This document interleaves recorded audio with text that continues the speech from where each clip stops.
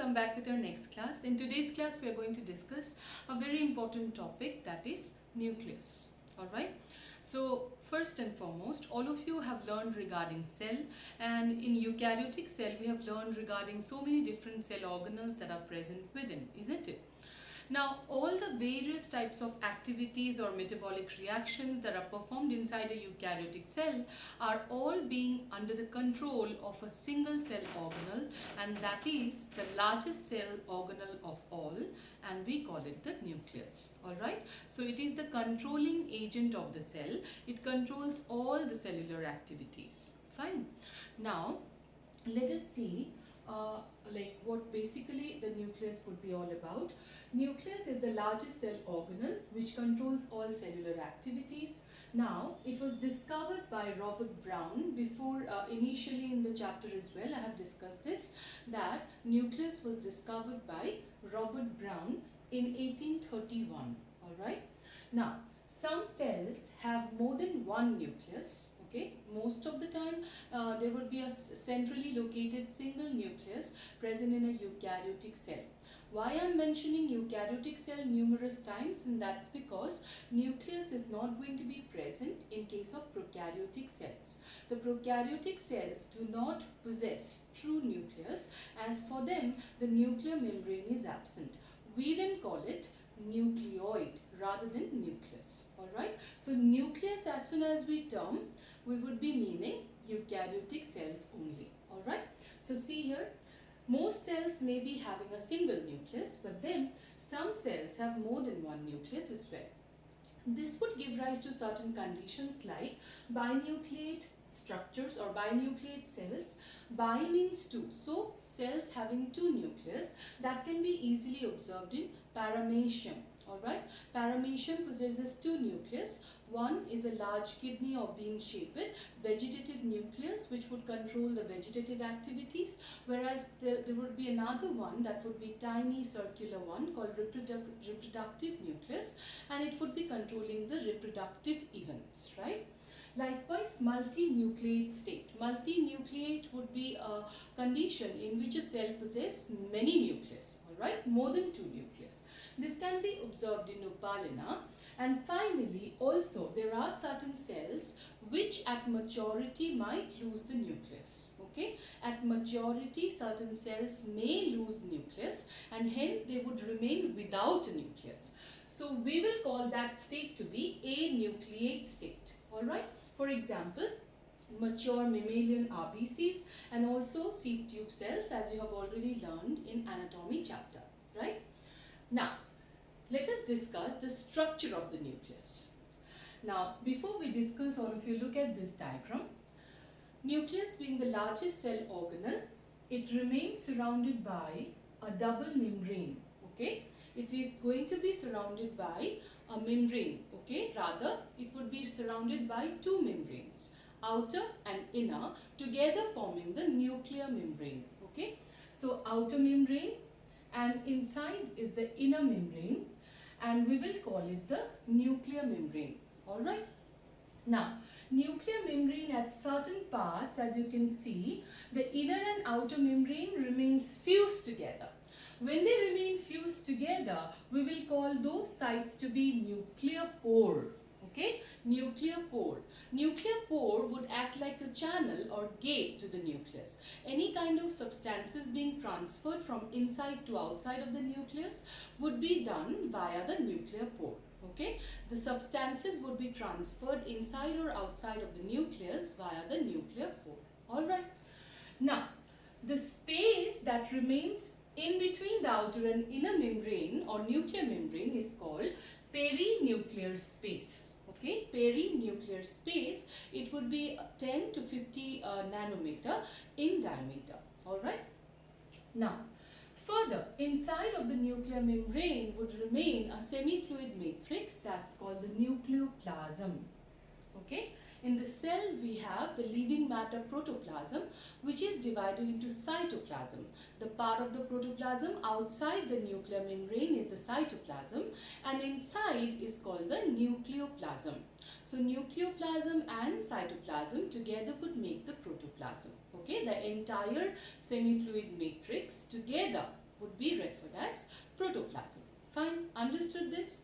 So inside the nuclear membrane, the part or the semi-fluid matrix which is going to be present, that's going to be known as nucleoplasm. Now, in the nucleoplasm remain suspended certain thread-like structures, and which I have drawn in blue color. You can see this. These are thread-like structures, and these are known as chromatin threads. All right. The chromatin threads, as you can see, there are certain, like chromatin is known for, the meaning of chromatin itself is colored thread, because it can be easily stained using some basic dyes. All right.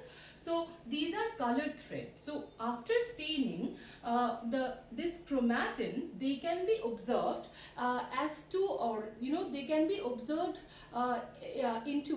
they can be divided into two parts, you can say. Some of the portions of the chromatin after staining would seem to be dark stained, and some of the portions will be looking as if it is light stained. Okay. So the portions of the chromatin which will be dark stained, they are known as heterochromatin, and those portions which will be light stained, they will be known as euchromatin. So heterochromatin and euchromatin, they would be together referred as chromatin thread or chromatin fibers. All right. And finally, we come to the very important part of the inside the nucleus, and that's the red colored marked zone. We call it the nucleolus. Nucleolus is going to be membraneless. It is usually spherical, and it is going to be the site for rRNA synthesis. If you remember, rRNA is the basic component for the formation of ribosomes, isn't it? rRNA along with some proteins makes up the ribosomes. So rRNA is going to be synthesized in the nucleolus. That's how it's very, very important for the activity of a cell. Alright, so that being the structure of a nucleus, so let us revise it further once again. So see here, the structure. Mainly for a nucleus, there are certain distinct parts present in it. First being the nuclear envelope. Nuclear envelope consists of two membranes, outer and inner membranes. Inner membrane is smooth, but the outer membrane might possess some ribosomes attached on it, because it is going to be sometimes continuous with the ER. Okay. The two membranes remain separated by a minute space, and that space is called perinuclear space, which is 10 to 50 nanometer in width. Alright. Next, nucleoplasm. It is the semi-fluid matrix that contains the nucleolus and the chromatin. Fine. Next, nucleolus. It is the spherical membraneless. Do remember, nucleolus is not going to be bound by any membrane. Okay, it is membraneless entity, a dense portion present in the nucleoplasm. Now, it is spherical, membraneless, and is the site for rRNA synthesis, which later on would collaborate with certain proteins and make up the ribosomes, which will again further act as the site for protein synthesis. Okay, so that's how interrelated every activities of the cell would be. Next, chromatin. These are nucleoprotein fibers which condenses to form the chromosomes. Now, basically regarding chromatin, I have only told you that these are thread-like structures and they easily get stained by using some basic dyes, and hence the meaning of chromatin itself is colored thread, isn't it? But what is the basic component? What is the chromatin basically, or what is it made up of? Chromatin is nothing but DNA, the genetic material of an organism. The genetic material which has the code to make the proteins. Okay, understood this? Protein is being made by the ribosomes, fine, but the ribosomes cannot alone make the protein by itself. It has to be provided some unique codes. Using those codes, the ribosome can make a protein. Now, those codes are present in the DNA, in the genetic material. Understood? So the DNA plus some proteins called the histone proteins, okay, which is the packaging protein. DNA being negatively charged, it has to be packaged first, okay, so that it can remain content inside the nucleus. Fine. DNA is a very long thread-like structure. Say human DNA, if you properly uncoil it, it will be around 2.2 meters. Okay, 2.2 meter in length. It is so long. So if you have to keep a structure which is 2.2 meter, such long structure, inside a very tiny cell, don't you think you have to package it? So the DNA is first of all packaged by using certain positively charged proteins, and they are called histone proteins. Understood? So DNA plus histone proteins together will make up the chromatin. So loosely packed DNA itself is called chromatin. Understood? So what is chromatin? Chromatin is nothing but DNA plus histone proteins. And why are histone proteins there? Because DNA is very long thread-like structure, and it has to be packaged so that it can remain within that tiny nucleus. And that is done because DNA is negatively charged. It is packaged using some positively charged proteins, and they are the histone proteins. Fine. So DNA plus histone proteins together make up the nucleoprotein particles or nucleoprotein fibers, and that fiber itself is called chromatin. Understood this properly? So see here, these are nucleoprotein fibers. Nucleoprotein. Why? Because DNA is nucleic acid and histones are protein. So nucleoprotein fibers which condenses to form chromosomes. Understood? It consists of DNA and histone proteins. Fine?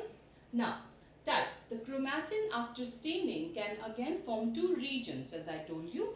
Heterochromatin, it gets dark stained during the interphase. Interphase is a particular phase during the cell division, and you will be learning about it in details in the next chapter. It is genetically inactive and highly condensed. So heterochromatin gets dark stained. Why? Because there the DNA is very highly packed, okay, highly or very tightly packed. If the DNA is very tightly packed at a particular region, do you think it can open up easily then? No, right? It cannot open up easily then. And if a portion, okay, suppose a portion of a book, if it does not open up, will you be able to read it? Will you be able to gain the information from it? No. So heterochromatin gets dark stained. Why? Because it is tightly packed DNA. Tightly packed DNA cannot open up easily and cannot allow the, cannot give its information or give its codes for making protein. So this highly condensed portion of the DNA, which is not finally getting used to make protein, that is of course inactive DNA. Isn't it? It is finally not getting used for making any proteins. So it is inactive DNA. It is not being used. Okay. So that's why we say that heterochromatin, it is genetically inactive and highly condensed. Alright. Euchromatin. U means true. So it is true chromatin. So see here, it gets light stained during interphase. Why? Because here the DNA is loosely packed. Okay, and if it is loosely packed, the DNA can open up easily and give its information using which protein can be made, isn't it? So it is active part of the DNA. Clear? Properly? So see here, it gets lightly stained during interphase and it is genetically active and loosely packed DNA. Fine. So that's all regarding the structure of the nucleus. I hope all of you are clear about it. So next we'll be discussing regarding chromosomes. Alright, how the DNA or the chromatin or the chromosomes are interlinked with one another. That has to be understood properly. Only then you can understand regarding chromosomes. Alright.